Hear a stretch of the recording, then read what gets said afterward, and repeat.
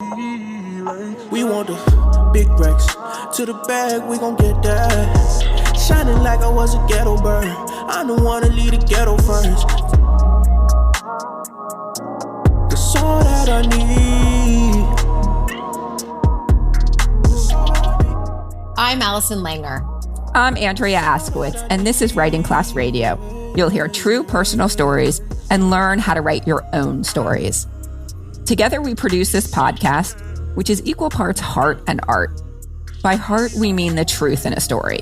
By art, we mean the craft of writing. You know, I don't know if because we say this and have been saying this for like 8 years, I really feel this is so true. The craft of writing and the heart. We have heart and craft. Yeah. Like I am so committed to the heart and art of writing. Just wanted to say that. Okay, thank you. No matter what's going on in our lives, writing class is where we tell the truth. It's where we work out our shit. There's no place in the world like writing class, and we want to bring you in. Today on our show, we bring you a story by Sari Botton. Sari's been featured before on Writing Class Radio, so check out episode 80. You have permission to write or not write. It's really good. Sari Botton sounds like Larry Cotton. She does. She says it all the time because it's hard to know how to say her name because her name is Sari. But we're saying it. They're not reading it. I know, but I just wanted it there. It's funny to me. I don't think I can say that with a straight face. You did it. Done. Sari Botton, which sounds like Larry Cotton if you're reading it, is the author of the memoir and essays called And You May Find Yourself, ... Confessions of a Late-Blooming Gen-X Weirdo. A different version of the story you're about to hear appears in that book. Sari publishes Oldster Magazine, Memoir Monday, and Adventures in Journalism. She does a shit ton. Yeah, and the links to all those will be on in our show notes. So and all of those, Oldster Magazine, awesome. Memoir Monday, it's a curated weekly what's great out there on the internet. And Adventures in Journalism is just like her life stuff. Great stuff. This story that we're going to share with you today is a great example of how to tell a story that encompasses your whole life. And that ain't easy. Nope. Back with Sari's story after the break. We're back. This is Andrea Askowitz, and you're listening to Writing Class Radio. Up next is Sari Botton reading her story, The Wait, a Manifesto.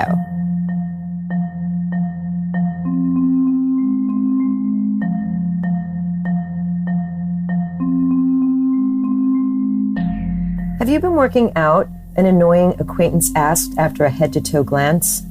Because you look, and here she paused, better. The problem was I had been working out. I had lost weight, and I hated everything about that. Like just about every woman in America, plus plenty of men and people across the gender spectrum, I've got issues with body image, weight, food, and exercise. In my teens and 20s, I struggled on and off with anorexia, and it warped my relationship to my body and its appetite. When I starved myself, I thought it was just another way I was weird. Now I know our culture has a massive collective eating disorder. The adults around me had been taught to hate their bodies, and through constant dieting, worrying aloud about calories, the messages came through loud and clear. Even though I've worked through a lot of that over the past few decades, some of the sickness remains. Lifelong body dysmorphia makes me an unreliable narrator about the state of my figure, but to the best of my understanding, I am not, nor have I ever been, overweight. I'm petite, a hair under 5 feet, a size 4 or 6 depending on the brand, and curvy, soft-bodied with a full bosom, 34D. I was in kindergarten the first time I thought I was fat. My body size and shape were well within a healthy range, according to my doctors, and photographs bear this out. But I was convinced I was fat. I vividly recall my mom showing me professional photos of me. I wore a red cotton summer outfit with a white floral pattern. My cheeks and arms seemed too full, and I begged my mom not to show the pictures to anyone else. I look at those photos now, and I can't see what I saw then. I had no extra padding. A year later, at 6, I cried about moving up to a bigger underwear size. My parents and grandparents were always trying to fit into smaller sizes, and now I was moving in the wrong direction. Our cupboards were filled with Tab and Sweet and Low, the freezer with ice milk. I was surrounded by grown-up women who made excuses if they allowed themselves a cookie or a pat of butter on a baked potato. At 7, an adult commented on my ample butt, the part of my body I have struggled to make peace with ever since. Shortly after that, when I got a stomach virus, I experienced a weird sense of empowerment from my ability to go without eating. I was vomiting, but I saw the whole ordeal as a stroke of luck. Maybe if I stopped eating for long enough, I could lose my big butt. In 4th grade, my friends and I began comparing our bodies. I had one friend, Lucy, with juvenile diabetes, who went through periods where she was rail thin. Lucy and other girls bragged about their doctors declaring them underweight. The girls reported this like it was an unfortunate situation beyond their control. Woe is me, underweight again. I just can't keep the meat on my bones. At 14, my body started to develop and suddenly my clothes fit tighter. I was still very much not fat, but I was a few pounds heavier and I wasn't the only one who noticed. You don't eat the cakes and the candies, do you? My step-grandma asked. We were at a family gathering and I desperately wanted something sweet, but I couldn't stand the way my body was massing out, as I'd heard a friend's mother refer to the phenomenon. In the middle of 10th grade, in the winter of 1981, when I was 15, I decided that I needed to take some action to control this body. First, I did the stewardess diet. Breakfast was black coffee, something I didn't drink yet, and a half grapefruit. Lunch and dinner were different kinds of meat with plain, undressed vegetables. After 4 days of that boring regimen, I didn't feel nearly thin enough. I went to the library, and there, instead of diet books, I was drawn to a young adult novel called The Best Little Girl in the World by Stephen Levenkron.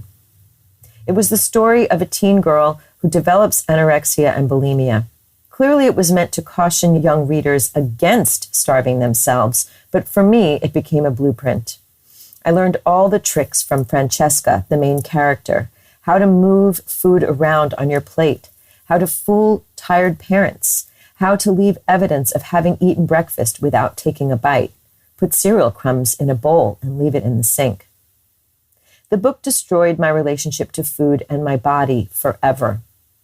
I'd skip lunch and walk the school grounds to burn fat.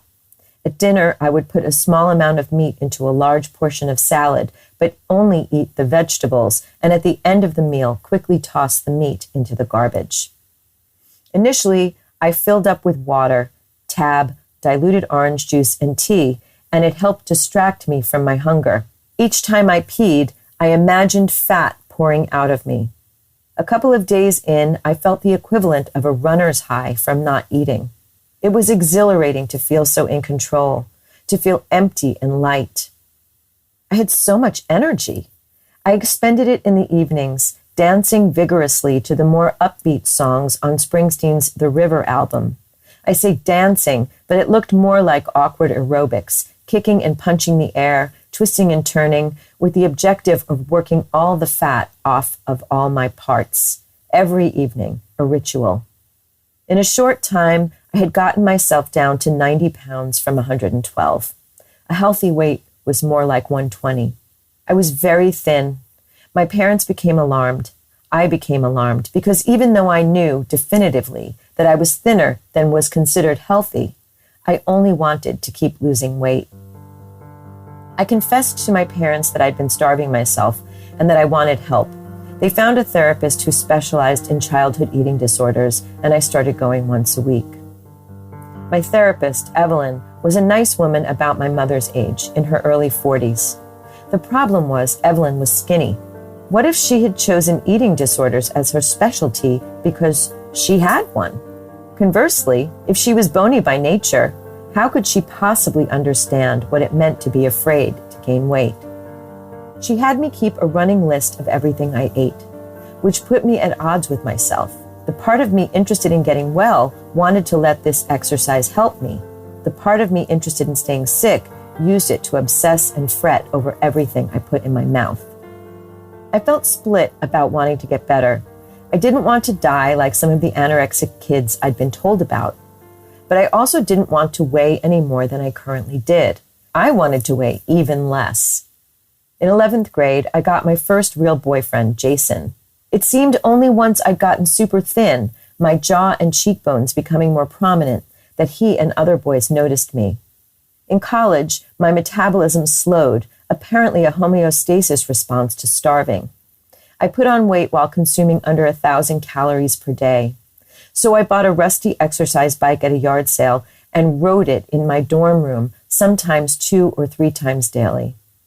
I didn't get my first full period until 18, and it was a doozy. I was diagnosed with severe endometriosis, which led to hormone treatments that made me develop acne and gain weight. I hated myself. But there was something useful about having a whole other condition to deal with, which made it impossible for me to be impossibly thin. Now I had no choice but to let go, at least somewhat, of the need to be super skinny. It was the beginning of becoming less vigilant about my weight, which was a relief. I wasn't all better by any stretch, but endometriosis put me on a path toward a little better, and then a little bit better than that, then a slip, followed by a bit better than before, then a slip, and so on, mostly moving me in a healthy direction. At 33, I unwittingly adopted a slightly different flavor of eating disorder, one disguised to look like a smart approach to eating, orthorexia, which conflates restriction of certain foods with being healthy. A doctor put me on a 3-month elimination diet to try and figure out what foods might be making me sick. I eliminated sugar, dairy, meat, gluten, alcohol, and vinegar, which seemed to help me regulate my very irregular period. Best, read worst, of all, it made me feel in control and healthy. So I just stayed on the diet for years. In my late 40s and early 50s, injuries I incurred while jogging, plus frequent respiratory illnesses, made it difficult to exercise vigorously, which forced me to switch to less punishing activities and also to accept my body a little bit fuller and rounder. Still, every now and then, I'll go hours fighting to ignore the siren song of the contents of the refrigerator. Most mornings at 11:30, I feel hungry but won't allow myself to eat. No lunch until the clock strikes noon. No, 12:30. I want to revolt against this baseless decree, but the unreasonable despot I'd be rebelling against is me. I have a lot of food rules. I'm allowed 1 square of chocolate per day, or 1 small gluten-free cookie, likely one that I baked, or a tablespoon of ice cream to keep me from feeling too dessert deprived. No full desserts more than once a week, preferably not more than once a month. No, per quarter. If I have a carb-heavy lunch, I can't also have a carb-heavy dinner. I keep these rules in my head and know them by rote. A certified nutrition coach once taught me to ask myself anytime I think I'm hungry, might I be angry, lonely, or tired instead? She gave me an acronym by which to remember this line of questioning, HALT, HALT. This was supposed to be wellness, but it made me doubt my own hunger. Sometimes I think a teaspoon of peanut butter will hold me over, but that only buys me 15 minutes of relief, 20 tops. This is a problem that could easily be solved with a bigger breakfast, but the unreasonable despot in my brain lets me have only small rations of fruit, yogurt, and gluten-free muesli for the first meal of the day. Another ridiculous rule I'm afraid to break. I wish now that I could unremember HALT, along with everything I was ever taught about calories, good food, bad carbs, Weight Watchers points, and all the other nonsense that runs through my mind. Don't get me wrong, I know there are legitimate concerns regarding nutrition and exercise, and probably legitimately healthy ways of approaching both. But my history renders me incapable of separating healthy approaches out from harmful ones, or from turning the healthy approaches into modes of harm. I wish I could finally, permanently let it all go. At 57, I've come a long way, and maybe incrementally over time, the rest will fade from my consciousness. In the meantime, the best thing I can do is treat myself with as much gentleness and kindness as possible in whatever mode I find myself, obsessed with my weight and appearance or relaxed about it. Just as necessary as having compassion for everyone else. Those who infected me with this sickness, the people who insulted me directly or through backhanded compliments. Every one of them was taught to hate their bodies.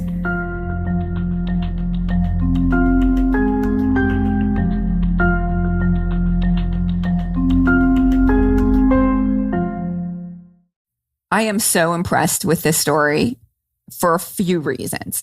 The first, I think, is that this narrator admits at the top of the story or pretty early on, and I love how she does it. She says that she has dysmorphia, which makes her an unreliable narrator about the true state of her body. But she shows us what her body looks like in terms of, she gives us her stats, really. She tells us her weight and her height, and she says that she's not fat. And she continues to tell a whole story about her own issues with food. And I know from my own experience writing a story about my issues with food, if you present as someone who isn't fat, the internet does not like you. But to Sari's credit, I really like her. I feel like she's a very, very reliable narrator because she tells us she's not. And what I mean by reliable narrator in the terms of writing is that she's giving us her vulnerability. She's telling us how vulnerable she is. And so I trust her. But it is a very difficult thing to do when you don't present or you don't look fat to the rest of the world. And I wonder about that. Like, I mean, we can talk about the harshness that I got. Remember the story I wrote about eating baklava? Every year, Tom DeMarchi sends me baklava. You too. Thanks, Tom, because I eat so much. I know I love it so much. And I eat so much baklava every time I get it. And it's not just baklava, but in that moment, that one time it set me off and it made me write this story about being afraid, always being afraid of gaining weight. And for so many of the reasons that this narrator felt fear, the comments that she got throughout her whole life, I so understand this narrator. So that's the first reason why I'm so impressed with her. And the other reason is I thought that she did a really, really, really good job kind of like showing us her entire life through food in a way that I thought was very compelling and gets to the end. And really, there is no end. And so I thought that's also, like, we talk a lot about endings. And in this case, the narrators, she admits that she has come a shit ton long way, but she's not healed. She's not cured. I mean, and is anyone ever cured? I mean, she's talking about a subject that many, many people struggle with. I related to so much. Yes, 100%. And just hearing a story where you think, okay, I'm not alone is really important. I think so. Yeah. I want to go through it and note some of the moments that really struck me. She says, our culture has a massive eating disorder. She says that sort of at the top of the story, and that's kind of higher register, but I think it is so true. She told it to us right after she talked about how everyone compliments her and how hard it was complimenting her when she lost weight. She thought it was just like her issue, but no, it's a massive cultural problem. Well, to bring up a story that you got published in CNN, it's similar to people saying to each other at parties, oh my God, you look so young, or you look so good, even though they've aged. We have a massive eating disorder in our culture and a massive ageism problem in our culture. Massive. Then she gives us like such good evidence for her lifelong struggle. In kindergarten, she thought she was fat. She shows us the picture of herself. And now when she looks back on that picture, she's like, what? What did I see? And then at 6 years old, she cries because she wanted to not be like going up in size. That part I thought was so sweet. It was about underwear. But compared to like her grandparents and everybody around her, She thought she was moving in the wrong direction. And I felt like she gave us this kid perspective in a way that I was like, yeah, I understand. Because it was such a kid thinking. I loved that part. Yeah, really good. And then the details of what was in a refrigerator, tab, ice milk. We had tab and ice milk. Maybe that's another reason why I particularly really like this story, because so many of the specifics resonated with me, which is like just this is an aside, but like sometimes when you're trying to get your story published in a publication, I'm talking about you, the listener, if you're trying to get your story published, or me as a writer, when I'm trying to get my story published, if an editor is like charmed by something like the details that come out, then you just have an added advantage. It's subjective. That's my point. But I really love that. And then as she's getting older, kids are like bragging about being underweight. I could so see that too. Like I just can't keep the weight on my bones. I still say that. When I was going through cancer, I'm like, I don't know. I'm here eating macadamia nuts. I just can't gain weight. And everyone else is like, it's true. It couldn't be mean, but yeah, you did do that. Exactly. Yep. Yeah. And then she talked about, and this is what's happening to me right now. At 14, Sari was like, suddenly her clothes fit tighter. I'm like, at 55, suddenly my clothes are fitting tighter. They shrink in the closet. Everyone knows that. Oh, in the closet. Yeah, they're shrinking it. Yeah. Exact same clothes that I wear every single day because I only have one uniform. Suddenly they're shrinking in the closet. I don't get it. The language massing out. I loved her voice there. When she goes to the library and finds, this part was so harrowing to me. And this is like scary, scary. And maybe this is why she called her story Wait, a Manifesto. In a way, she's saying it's a policy declaration or something, because this part said it all. She finds this book called The Best Little Girl in the World, which is supposed to be a cautionary tale about eating. But instead, for her, it's a blueprint. This book teaches her how to become anorexic. That is so scary. When I first read her story and then when I just heard it now, it's like that part, God, that is so scary. When I was in college, my mom was doing research on bulimia and anorexia. And I was like, ooh, that sounds like a good way to lose weight. That's when I started throwing up a little. Yeah. It sucks. Teenagers are just idiots. I mean, were you reading what your mom was writing? Probably not. She was just telling you. She would tell me, and that she would just be like complaining about these other girls, and the parents maybe couldn't control them. And I was like, really? Well, neither can you. Yeah. So would your mom say like they can't even control when their girls are walking to the bathroom and putting their fingers down their throat, and then you were like, oh, that's a great idea. Is that? I don't remember, but she would be like, can you believe this? This is what people do. Don't they care that they're going to like rot out their teeth? And I'm like, skinny teeth. I don't know. Maybe I'll be skinny until I have to get fake teeth. I don't know. Oh, Jesus. We're stupid. We're in the moment. We just want to look cute. It's so scary. It's so scary. The kind of information that kids can get and then how they use it. Ooh. Anyway, she continues to take us through her life. She had to keep a list of what she ate. And of course, that sounds like a good idea, maybe, but then it totally fueled her obsession.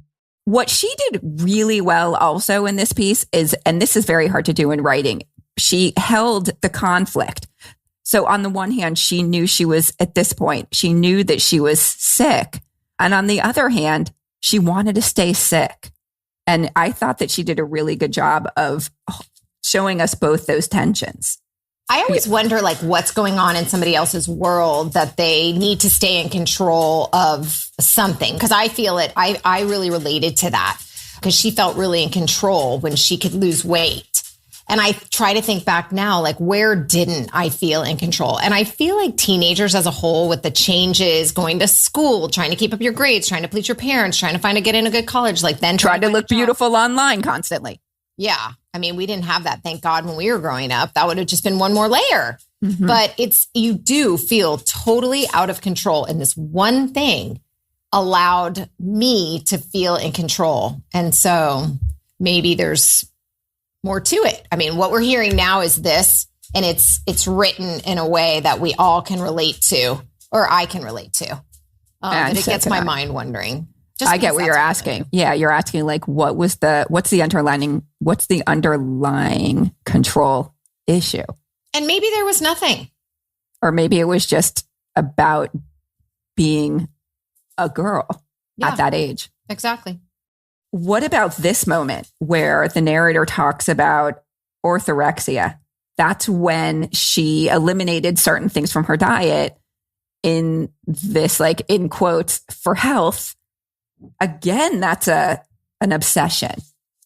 You're talking to someone who I see the look on your face. I'm like, are you going to chime in? I will chime in. So yeah, I don't eat gluten. I don't eat dairy. I don't eat blah, blah, blah. There's a whole long list of shit. Initially, it was because I was battling like lots of digestion issues right before I was diagnosed with cancer. And then once I had cancer, I wanted to make sure that I stayed as healthy as possible, no toxins. And it's crazy. It's crazy making for sure. And so now there's always a fear of the cancer coming back, but also I know if I can control what I eat and call it health reasons, then it's just easier for me to stay thin. Is it about controlling thinness or is it about controlling cancer? So for you, it's probably both. Yeah, it's both. So I so get it. But what you're asking is if there was no cancer, would I still be doing this? Probably. Yeah, I can confess. Yes. I wasn't asking that. I'm crazy. I wasn't asking that, but thank you for telling the truth. You're a reliable narrator. You know what I'm doing to beat back menopause? Exercising. I'm exercising so much. I mean, Vicky, my wife, she's like, I think you're becoming obsessed with exercise. Like becoming? Yeah. More than ever. Because I would like go to the pool. We were on a 4-day vacation and I went to the pool and did like 20 laps of the longest pool I've ever seen. And then we would go hiking. And then sometimes I would want to go back to the pool. Like I was nuts on that trip. So I'm having a little bit of a problem right now and it scares me. I mean, one, I don't want to get old, but two, I don't want to be obsessed with exercise. And this narrator also was obsessed with exercise with her rusty old bike and Anyway, she brought me in so many times and I so understood the food rules that she still has now. I want to thank her for admitting that. I know, because I can't wait till we're done so I can get up and get me 2 gluten-free cookies. You're allowed 2? Sometimes I have 3. Really? Yeah. I'm proud of you. Because I have food rules too, but it's like 1 full dessert a day, not 1 tablespoon. Well, that's why I have to exercise. Exactly. See, we're all so fucking nuts. Yeah. Oh, God. Well, I don't think we're going to solve the world's problems, but the reason why this story is so powerful is because there is a problem. It's acceptable. This is an acceptable problem. Maybe because we all share it. All the, especially American white women share this. Why do you have to throw race in? Because I think that other races and other cultures have a different view of body image. I think that you're allowed to be thicker in the Black community, for instance, and also in the Latin community. Yeah. Oh, I love this moment too, where she said she would get a little better, slip a little better. And so we know that she's not done with this issue, but I do still think that this story is very, very satisfying at the end. She actually talks about how so many of us, including the people who insulted her, were also insulted and also have to live in this fat obsessed culture. I think that the ending, like when people ask a lot, like, how do I end this if I'm still going through it? And this is a great example of that. She basically just takes us through like where she is now and shows us an anecdote or a scene or something that shows us she is still dealing with it. And this is how. Thank you, Sari Botton, for sharing your story. And thank you for listening. If you love the essay you just heard, you can read more of Sari Botton in her beautiful memoir and essays, which means it's a memoir put together by a series of essays. Her memoir and essays is called And You May Find Yourself, Confessions of a Late-Blooming Gen-X Weirdo. Anywhere you buy books, we vote that you get it at your local indie. Our favorite is Books and Books. She likes the way I eat down. I don't get jaded. I work too hard. I wanna be famous. I never let my guard down. I think what had happened was I thought it'd bring us happiness. Writing Class Radio is hosted by me, Andrea Askowitz. And me, Allison Langer. Audio production by Matt Cundill, Evan Surminski, and Aiden Glassey at the Sound Off Media Company. Theme music is by Marnino Toussaint. There's more writing class on our website, writingclassradio.com, including stories we study, editing resources, video classes, writing retreats, and live online classes. Join our writing community by following us on Patreon. If you want to write with us every week, and who doesn't? You can join our First Draft weekly writers groups. We have 2 options to choose from. There's Tuesdays, 12 to 1 Eastern Time with Allison, and we have a new First Draft weekly writers group, Thursdays, 8 to 9 p.m. Eastern with Eduardo Wink. You'll write to a prompt and share what you wrote. It's so much fun. Also, if you're a business owner, entrepreneur, community activist, group that needs healing, someone who wants to help your team write their story or write their story better, check out all the classes we offer on our website, writingclassradio.com. Join the community that comes together for instruction, an excuse to write, and most importantly, the support from other writers. A new episode will drop every other Wednesday. There's no better way to understand ourselves and each other than by writing and sharing our stories. Everyone has a story. What's yours? To the bag, we gon' get that. Shining like I was a ghetto bird. I don't wanna leave the ghetto first. It's all that I need. Produced and distributed by the Sound Off Media Company.